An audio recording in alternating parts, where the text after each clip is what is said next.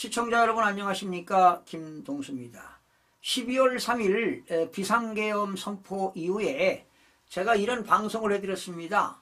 윤석열 대통령의 비상계엄은 내란이 아니다. 그 다음날 더불어민주당에서는 내란수계다라고 하면서 긴급 체포해라 이런 이야기들을 했는데요. 정말 그들이 내란죄를 범하고 있습니다. 여러분 절대로 비상계엄한 거는 내란죄 성립이 안 된다고 이미 제가 방송을 해드렸는데요.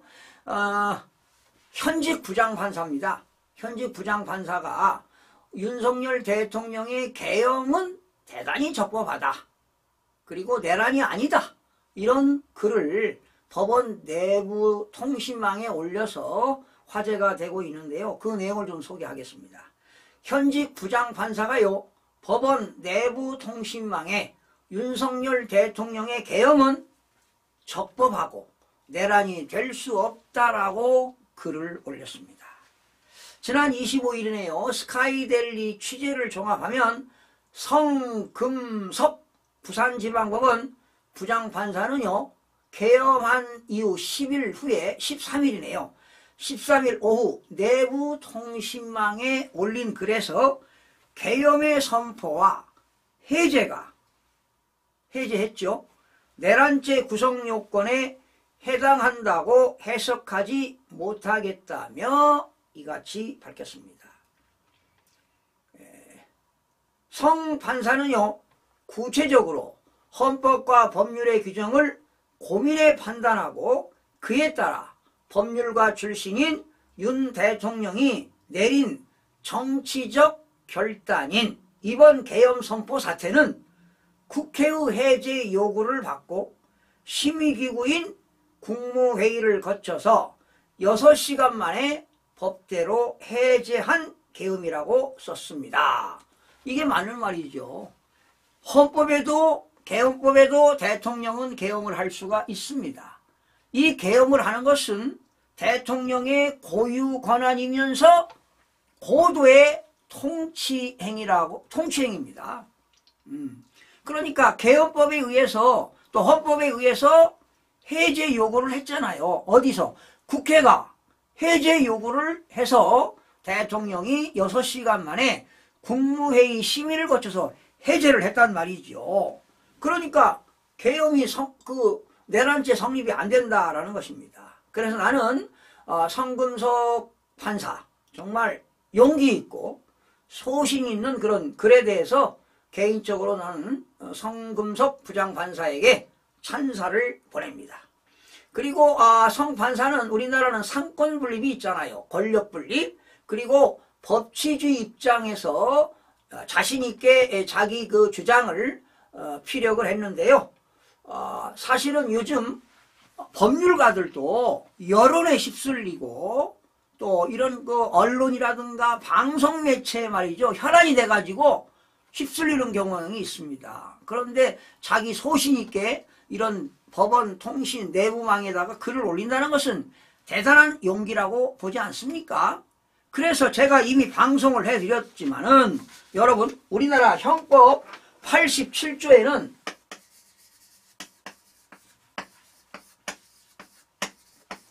내란이라는 게 있어요. 내란이라는 게 있는데 형법 87조의 내란의 정의는 뭐냐? 대한민국의 영토, 남한 지역의 영토 전부 또는 일부에서 국가 권력을 배제하거나 국가 권력을 배제한다는 것이죠. 그리고 국헌문란을 할 목적으로 국헌문란입니다. 국헌문란을 할 목적으로 뭐를 해야 돼요? 폭동을 일으켜야 돼. 폭동을 일으키는 자는 처벌하도록 되어 있어요.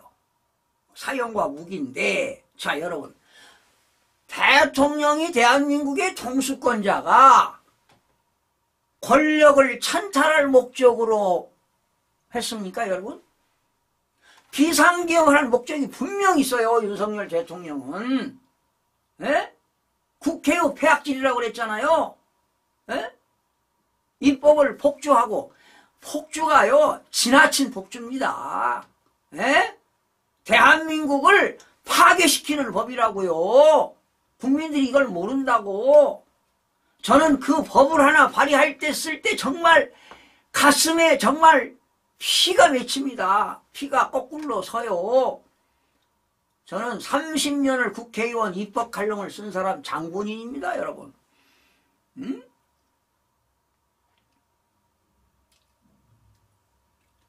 그래서 입법을 폭주하고 예산을 폭주하고 탄핵을 남발했잖아요.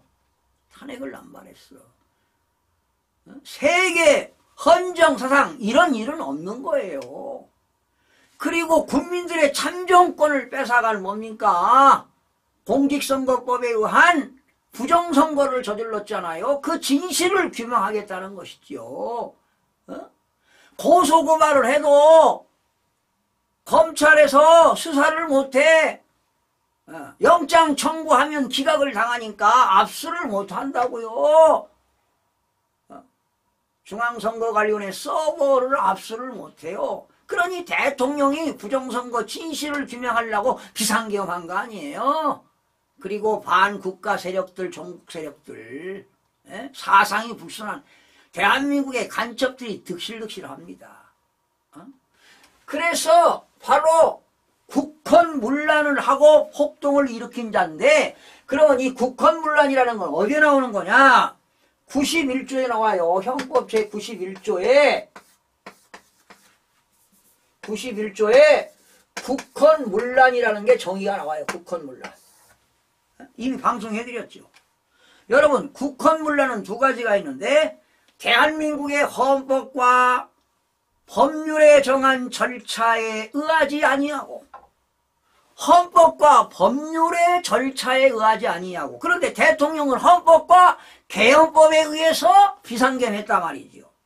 그래서 헌법 또는 법률 기능을 마비시키는 거야. 기능을 마비시키는 거다. 헌법과 법률의 기능을 마비시킨다. 네, 마비시키지 않았죠? 대통령은 헌법과 법률에 의해서 비상계엄을 선포했습니다. 그러면 개헌법을 뭐하러 만들었습니까? 여러분, 국회에서. 그리고 국가기관, 그렇죠? 국회도 입법부니까 국가기관이고 중앙선거관리위원회도 헌법기관입니다. 이렇게 국가기관을 강압에 의하여 강압을 할 수 있습니다. 그런데 강압에 의하여 뭐냐? 전복이에요, 전복. 여러분, 전복시켰습니까? 어느 일정한 지역에서 폭동이 일어나가지고 전복을 시켰습니까? 응? 피해본 사람이 없습니다, 여러분. 다친 사람도 없어요. 총을 쏘았습니까? 군인들이 총을 가지고 갔지만 국민들에게 피해를 주지 않았습니다. 피를 흘렸습니까? 어디 전복시켰습니까? 또는 권능행사가 불가능해야 돼, 불가능. 권능행사가 불가능해야 되는데 국회의원들이 국회회의장에 모여서 190명인가요? 100명이 뭡니까? 대통령의 비상계엄 해제를 요구했습니다. 그래서 대통령이 6시간 만에 해제를 했다는 것 아니에요.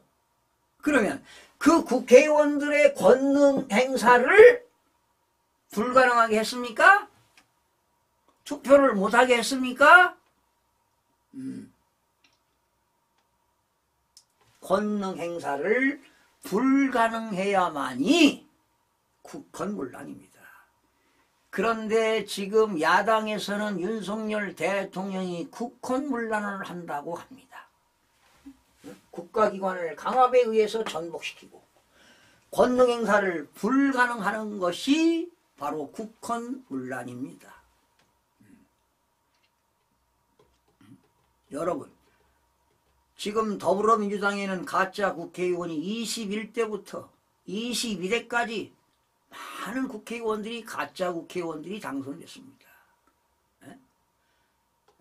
이게 국가 기능을 마비시키는 겁니다. 이들이 내란을 하고 있는 겁니다.